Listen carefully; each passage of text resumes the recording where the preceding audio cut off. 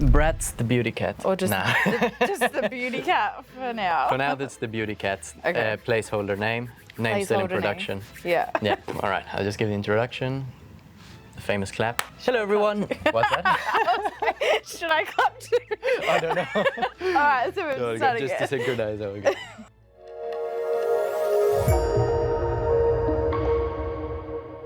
Hello everyone, welcome to the beauty school. My name is Franco and today I am here with Browanka. Bianca. Bianca, Browanka, same thing. And we have the cat. We still didn't decide the name on it. No name. No name. Brad's just the gonna- beauty cat. Blitz the beauty cat. I don't know. We'll just go with the beauty cat for now. The beauty cat. The beauty cat. Yeah, it's just a placeholder name for now. Bianca here is our expert, our guru in everything brows. But not just brows, she's an expert in many different things. I could spend the whole podcast just listing all the certifications that she has. But yeah, just to make it specific, I guess we'll focus on brows today. So Bianca, would you just give us first your full name, your ID, your social security number, and all of that, just to start? No, thank you. I have. Yeah? No. No? No way. Oh. too many things out there on the internet that I think. Oh well, I guess we'll Scare just everyone. cancel the podcast then. We can just go with Browanka. That's the name. Browanka. All right, let's just start with how did you get into brows? Brows. So funny fact, I hated doing brows when I was Really? doing my diploma. Really? So I was 18. I think you're younger, you don't want to wax anyone's eyebrows off. And I think because I personally plucked all of mine out when I was 13. Guilty. Okay. So I think I started growing them back myself. And I loved that aspect of obviously being able to make them fuller, thicker on my own. And then I think over time when I was studying, like I said, I didn't really like doing them on people. And I think when I was in a salon, obviously you have them book in, so you can't... You can't say You can't no not there. wax them, you have to wax them. And then the more I did it, the more I just got good at it because it was one of the most popular services that was being booked at that salon that I was working at.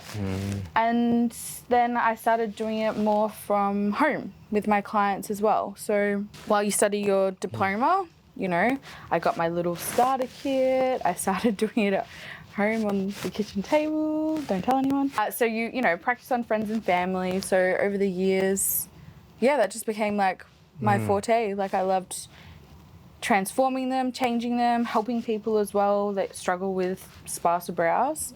And here we are today. Not too Browanka. bad. Here we are today.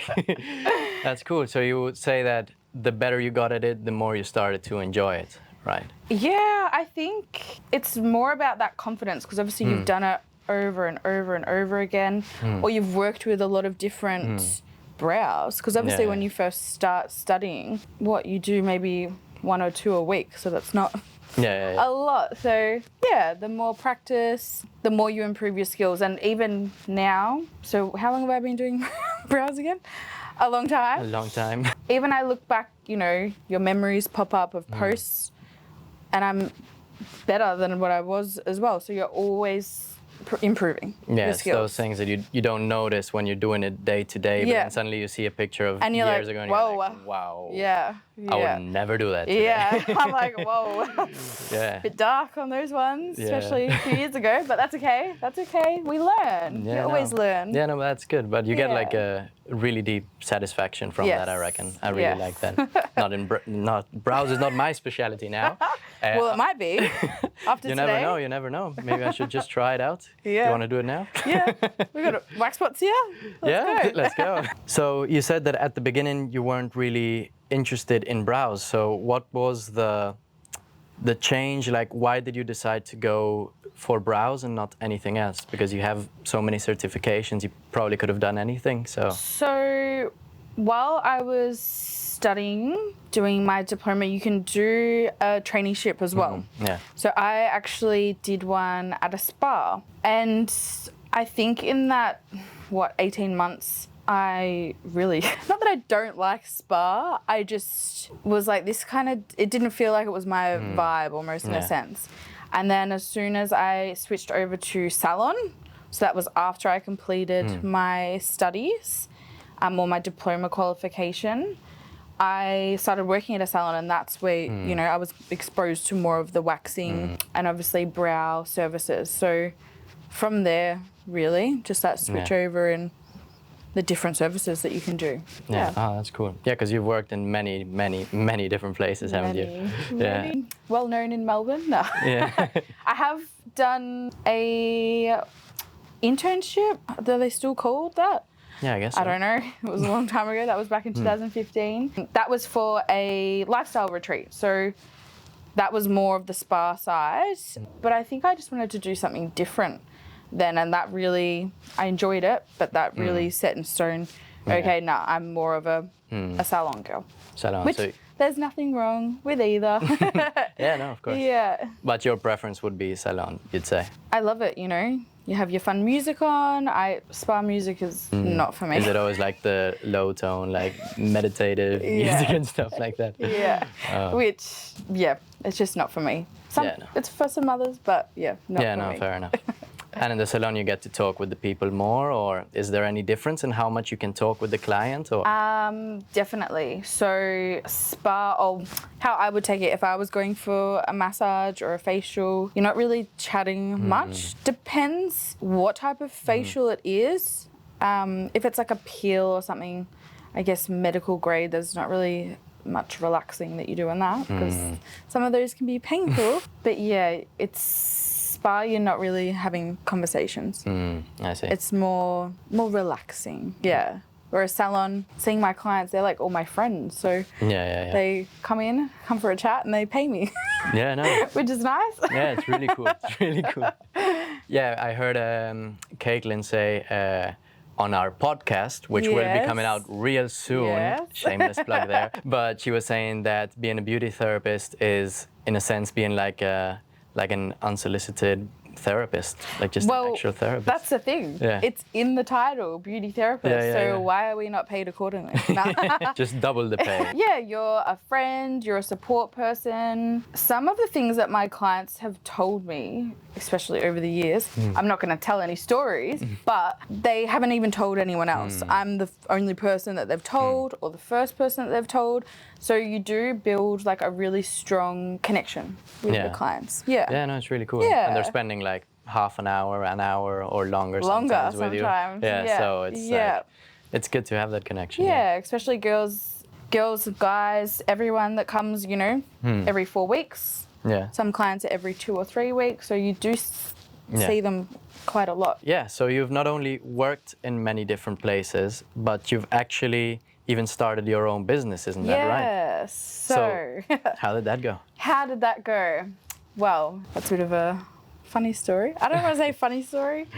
So while I was still working from home, look, it was just friends, family. That's generally how it always starts when, because they're your like little practice guinea pigs. Like I was either not charging them or like $5, like nothing Like crazy. just representative. Well, I guess practice dummies. Sorry, especially my mum and my family. They were the ones that probably copped the brunt of the mistakes, but that's okay. You got to learn. You have to learn. You have to start somewhere. So I always had full-time beauty positions. So either in the salon, spas, management positions. I've done in-house training positions. When I started up the business myself, I was finishing up a contract with Dermalogica, which is a global skincare brand. And I think it was because I had gone to Europe, and I feel like when you go to Europe, you're not working, you have an epiphany. And I said, why am I not doing this for myself? Yeah, so it was something that I was like, no, I just have to jump the gun, bite the bullet. When I finish up that contract, I'll go off like officially on my own. So that was towards the end of 2019, start of 2020, but I officially started up, it was like February 2020, which we all know what happened the next month. We got locked down. So good time to start. Very good time to start, but it's still going strong. So that's good. Yeah, just goes to show, I guess, our resilience. And if you're passionate towards something, you make it work. Yeah. Yeah, I mean, and that's a testament to the strength Yes. of something, right? If it can survive something like COVID, it's kind of meant to be in a sense. Yeah. Yeah, for sure. Was it scary at all, having to start your own company? Very. I think how do you say it? You're your own worst critic. So you always doubt yourself. You always think, I'm not good enough, I can't do it. But you see other people doing it. So I think it's just a mentality thing. Yeah. As soon as you change your mindset, and if it's something that you really want that bad, like I said before, you make it work, you make it happen. Yeah, it's a completely different lifestyle. You have to change your mentality a lot, I reckon. A lot. And look, you have good days, you have bad days. Like even now, I'm still like, why do I do this? Like, what am I doing to myself? Or it's that whole, I don't know if you've seen memes when it's like, you know, I wanted to be my own boss, but now I've girl bossed too hard and I have to keep doing it. So I accidentally girl bossed too hard. Nah, it's fun. I really enjoy it. It's hard work, but definitely worth it. But it's worth it, yeah. But you live life in a more pure fashion, I sense. Yeah, and I think I really like that, yeah. You're happier, so... And I know that everyone always says, oh, but why do you do it? You work so hard and this and that. And I said, yeah, but I don't even call it working when I'm at the salon with clients because I don't feel like I'm working. And that's... Yeah, exactly. I guess what we all want at the end of the day. Yeah. To work and get paid and not feel like we're working. Exactly. Just do something that you're passionate about. So you've specialized in eyebrows when you started your own business, or did you do a little bit of everything? So what do I do now still? Mainly brows. I do a lot of brow lamination, a lot of brow like sculpting and dyeing. I do lash lifts. I do spray tanning. And probably more like Brazilians for my regular clients. Okay. I still can do, you know, body waxing, things like that, and other treatments, but there's not much time for it. I'm so booked with brows that it's like insane. So, you know, if there was... You're trying to specialize a little bit more in the brows. If there was a clone of me, maybe. But, you know, we can't always have that, can we? But yeah, people definitely... come to me for my, you know, forte, or because I do specialize in brows. They want someone who knows what they're doing and they know what, like, I know what the client wants and likes and what they like to do with their brows. So it's that same regular pattern and treatment and service that they're getting every time. Yeah. Yeah, no, that's good. And they come to expect a certain level of quality. And that you get to know them and all of that. Always. So what would you say is the main difference between a good brow artist and a great brow artist? I think it's really the service and the experience as a whole. So it's obviously the relationship you have with the client. And look, not everyone is for everyone either. It's start of the service to the end. It's when they leave as well. So I do check-ins with my clients. I ask them how everything's going, or say, for instance, they'll post a photo and I'll message them like, how's the color going this time? So it's just that extra mile of care. And for them to know that they're being looked after, even with product recommendations or service recommendations, especially for my clients, they love my honesty. So I will never try and, how do I word it? I'll never sell them something they don't need or do something more that's not required just to get more money. Like if they go, oh, do I need them colored this time? And I'm like, no, they're still dark. Like I don't do it. So that's probably going to be a better service or leading to a great therapist, making sure that their client is happy essentially. Yeah.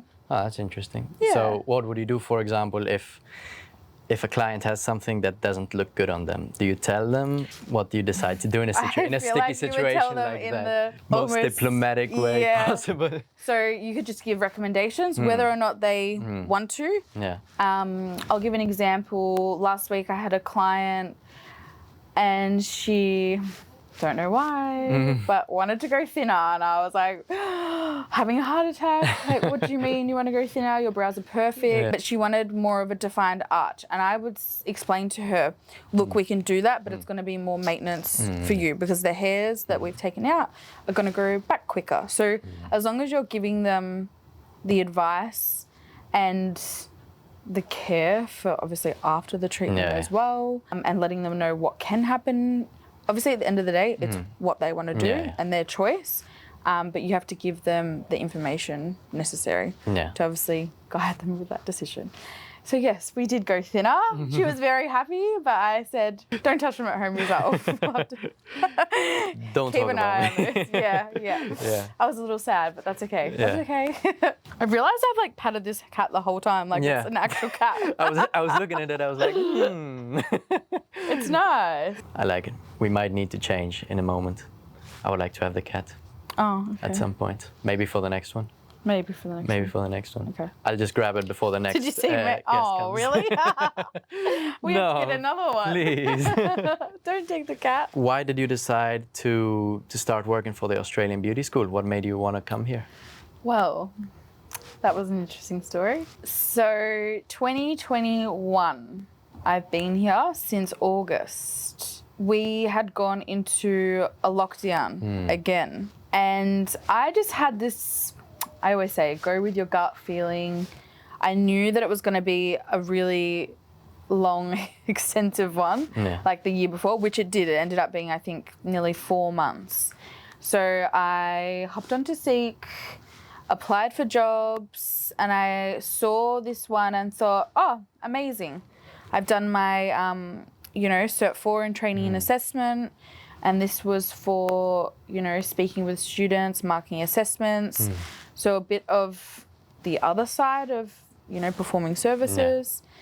And I think I got the job literally like 2 days after. So it was meant to be. Not too bad. So that's how I came across here, the Australian Beauty School.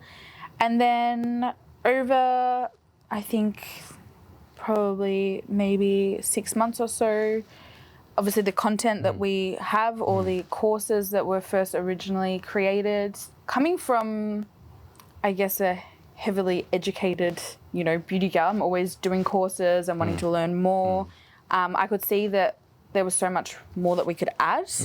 And that's how I don't want to say created my own role, but I moved into the course production or the content department. So the face behind, or one of the faces behind, creating all the frameworks and the scripting and the filming, even the tech in some of the courses that we've published, a little more recent ones. So yeah, no, that's good. Yeah. You saw what area you could apply value, what area you could help. It's something that you enjoy as well, because you can apply all that knowledge that you have and apply it to something you enjoy, and you can help other people as well with that, which is really cool. And I think too, because I'm here part-time, so I still have the business, it's good to have that balance from both sides. So when I first started working here, I had never had a computer job. I didn't even really know, yes, I know how to use computers, but Google Drive and all this, I was like, what is going on?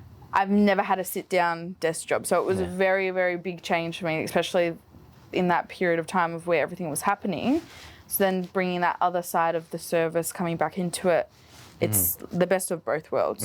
So I can obviously pour the knowledge that I've still got coming from being actively in the industry back into what we're doing now, because obviously there's always new innovations, new trends, new products, new everything. Beauty's always changing. I even think about what it will be like in 10 years, and you don't know. You have to wait and see. I actually heard that, I think Gary Vee said, which he doesn't have much to do with beauty, but he said that in the next 10 years a big thing might be makeup for men, for example. Well, it's like for example in South Korea they're doing it already, like everyone does, which I think it's great to see more people using it and utilizing it, and that's something that we can even add into our content. Not too bad.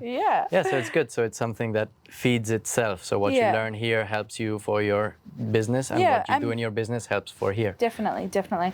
I think if you were to just do one thing, say for instance just the business, not really doing anything else, not providing any other courses or knowledge, or you get a bit, not stale, I feel like cocky. It's almost like you think that you're the best and you know everything. So this, I feel like, keeps you very humbled because you can always improve and do different things and new techniques, and you can always learn something from everyone. Yeah, no, for sure. It really helps you, in a sense, again, go that extra step, learn that you don't know everything, and pass that phase where it's like, first you have the phase of I know everything, and then you have the phase of I know nothing. And then you actually start and then learning you set up, things. and then you're like, wait, do I know it? Yeah, exactly. Yeah. Yeah, that's nice. Yeah. So, yeah, thanks for being here today, Bianca. Thank you. It's been a pleasure interviewing you. Yes, I finally showed my face. Yeah, you finally showed your face. In case you didn't notice, Bianca was showing her hands in one of our videos.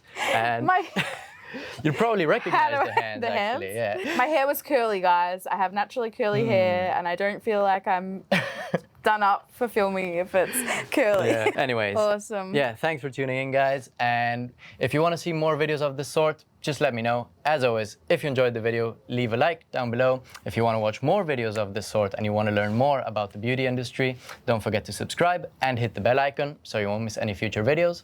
And yeah. Or send us questions. If you have questions, you're a student, you want to know more, you want to know more about any other experiences, where to work, what to do. Exactly. Any questions, send them through. Any questions, be it business, makeup, brows, eyelashes, hair, whatever. We have a team of experts here ready to answer whatever question you might have. So yeah, thanks, Awesome. Bianca. Thank you. And we'll see you in the next one. Bye. Bye-bye. There we go. Done. Well done, eh? Woohoo. High five. Yeah, I just cut it because I saw outside. I know, outside, I was like, ah. Yeah, you remember how I said it was going to be 10 minutes? Ended up being half an hour.